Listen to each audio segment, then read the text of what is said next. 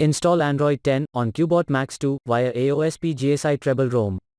Please check the description for important notes and all the download links. First download ROM and GApps packages, then transfer the downloaded files to the phone storage, link is in the description below. Step 2. Boot your device into TWRP recovery.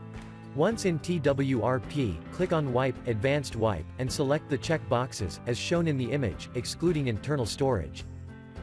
Step 4. Swipe the button to wipe the device. Step 5. Go back to the recovery main screen, and tap on the Install button. Step 6. Navigate to the storage, and select the GSI ROM file. Step 7. Finally, swipe the button on the screen, to install ROM file.